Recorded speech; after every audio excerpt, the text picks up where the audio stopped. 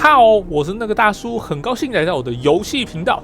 今天继续带来全军破敌战锤3的对战影片。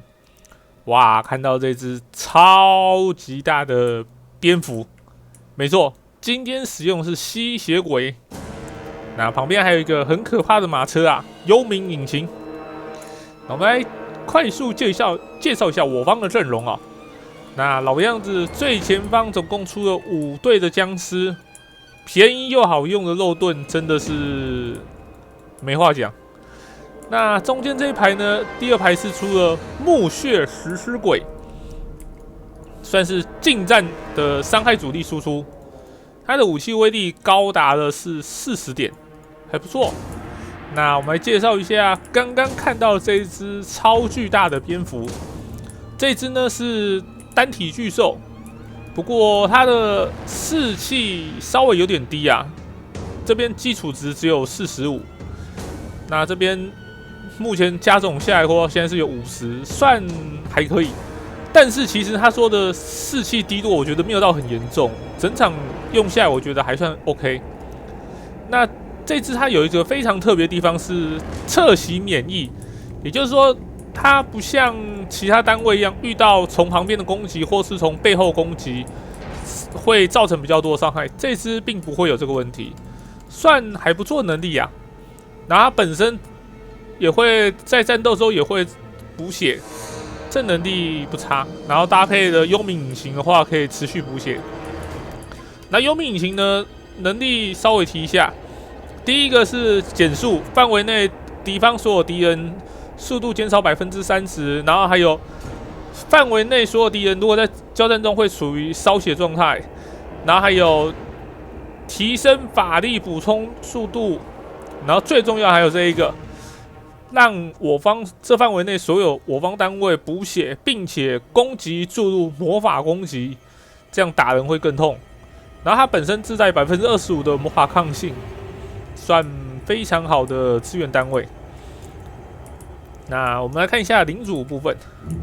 那领主呢是这个吸血鬼领主，重甲，然后带有闪避，它的近战近战防御比较高。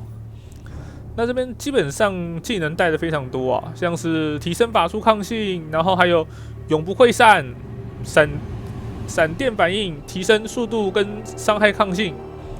然后还有欲望，范围减少对方的近战攻击力以及速度。那这个就我最常使用的补血，然后还有这个攻击性法术，强风型的，然后还有这个召唤单位、召唤魔法，这个我很喜欢。那剩下就是也是范围补血啦，或是魔法之风驾驭等等。我印象中吸血鬼好像几乎都是100%，好像。我不是那么肯定，但是我觉得我印象中好像吸血鬼领主好像都是100%的样子。那我们这边最旁边看一下，2队的血宝骑士，然后2队的黑骑士，那就是要针对对方的单位去做背冲啦。总共准备四队的机动部队。然后我们再看一下这次的对手是混沌矮人，那正前方也是一大堆廉价炮兵哦。地精劳工出了5队，非常有效率的去拖住对方，不要让对方移动。那这边就是对方的机动单位，算是怪物骑兵，它是拥有着反大破甲能力哦，而且攻击力非常恐怖，所以交战的时候要小心。那一共出了2队。然后再来是我蛮喜欢的宽刃火枪，这边也是出了2队，它不论是攻击力以及那个射程，我觉得都非常满意，它各方面的素质其实都蛮优秀的。然后这边是出了公头，因为没什么钱的，不过它也是有着120的重甲，不要小看它。那这边还有出一队怪物骑兵。克达伊火翼，这个我们之前常用混矮的时候有用过，这个非常的强悍，这个怪物单位非常强悍，等等看他表现。然后最后是2队的战力旧炮，这个打出去，这个非常可怕，它会造成非常大的范围伤害。好了，我们来进入战斗吧。因为刚开始对方有炮兵嘛，所以有着非常大的控制权力，而且是，这个炮兵这一发下来，2发下来，完了，这一队差不多就残废了，2队哦，哇，这个，而且这个一直跑不开啊，它这个会有造成短时间的持续伤害，50%的血量没了，好，这一队基本上也差不多没法做事。好，这2发炮弹下来，我们看一下。哇，这个完全躲不开，这完全不能躲，而且还在持续扣血，快要超过50%了，这应该伤害总伤超过50%，而且士气基本上是没了，这队2发炮弹1队就没了哦。好，我们看一下这一发炮弹下来，漂亮打在中心炸开，那这队僵尸差不多就没用了。不过打在单体巨兽上面，其实感觉效果没有很好哦，基本上感觉没有扣太多血。然后这时候我方把比较重要单位先拉开，不要第一时间过去接战，这个很危险。因为这3只本身没有一个单位是属于肉盾型的那种定位，所以不要往前冲。好，这个时候墓穴食尸鬼先往前冲，抓对方的地精劳工哦，没办法，势必也是要打一下。好，这时候我领主往前冲，主要是并不是为了战斗，是要召唤东西。然后旁边这边想要冲过来的时候，被对方的炮兵射了几下哦，这个打在骑兵上面，其实伤害也是非常可怕。好，这边原本想说冲过去召唤，但是一直被卡住，我冲不过去。骑马的单位有的时候进出战场其实也是没有那么的顺遂啊，坦白讲，没有说非常顺利。虽然说骑马的时候是算大型单位，但是步兵要卡住你还是蛮可以的，坦白讲。好，我们这边都接战哦，放了一口补血在单体巨兽身上，哇，这一发下去不知道炸，好像把自己人也炸开了哦。好，我们这边快点使用了这个黑骑士，这队是黑骑士抓住对方的其中一组炮兵啊，不要让他再继续开炮。这边其实撞下去他还是会继续动的，我有点意外，我们想说这样子攻击他就不会再他应该会停止射击，结果没有。好，对方的大炮还在持续不断的射击哦。那我们这边，好，终于召唤出来了。我们看到召唤出来一队僵尸要拦截对方的攻击，但是伤害蛮有限的哦。这个宽刃火枪兵突然从后面现身，要准备射击吗？我是打算先把对方的炮兵先抓掉，因为炮兵威胁太恐怖了。再看一下这一发出去，又打到谁？哦，这一发下去，其实骑兵基本上都受不了。好，我们这边骑兵跟大蝙蝠单体巨兽在围剿对方的柯达伊火翼，然后看这个血量应该是没问题啊，顺利拿下来了。那但是对方宽刃火枪还有2队哦，而且有一队这一队算非常健康，血量还有70%以上。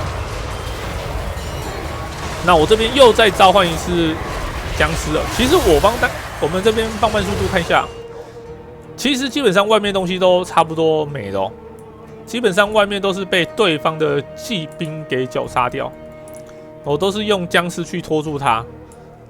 那没关系，就给他打。那我们这边真正比较重要核心单位基本上都聚集在这边，像这个幽冥引擎还活得好好的。虽然说血量不是很健康，只剩下50%，然后我们领主也是尽可能的不要离我们这些主要输出的单位距离太远，随时释放法术做支援，然后偶尔像这种地精劳工这种简单的单位，你可以冲过去撞他，这个打得赢啊，这个不用怕。然后顺便，如果对方有那种像是炮兵或是这种比较重要的东西要败逃的话，我们的领主也是可以去追着打，这个可以放心。败逃部队是不会反击的，你可以继续追着他屁股打。领主还是要做事啊，虽然说你本身是8者，但是你能做事情还是很多。好，我们来继续看下去。那这个单体巨兽持续不断的疯狂的咬对方的领主哦，然后这边就是过来帮忙去打领主，帮忙过来打这个炮兵，甚至连幽冥引擎都上了哦。好，我们看一下他这一发下去会打什么东西。好，僵尸被炸完了。基本上僵尸被炸完，他们等一下骑兵就会回来咯。骑兵回来对我来讲就不是什么好消息了。好，我们这边就是尽可能的去围住对方的单位啊，不要让他能够好好的不要让他乱跑，要不然依照他的弹药数量，他等等应该还可以射个2-3发。如果放他走的话，虽然说他这个时候近战的时候基本上是没什么作用，但是只要放他走，他很有可能会再闪个几发下来，那对我来讲会很不利。好，幽冥引擎在这边持续不断的烧对方的血啊，好烧掉了。然后对方这边这一队好像不知道为什么在跑开哦，剩下宽刃火枪一队，然后还有一队的骑兵怪物骑兵单位。不过好消息是我方的大蝙蝠血量非常健康哦，不用害怕。虽然说对方有反大，但是我是不会很怕他。啊，血宝骑士跟他打，血宝骑士有一点麻烦哦。好，这边放了一个那个命令王冠，让他永不溃散。因为我刚刚看他士气有点危险的，因为不死族只要士气低过0以下，会开始不断的烧血，然后用命令王冠把他的士气给拉回来。然后对方这边基本上都举了白旗投降跑掉了。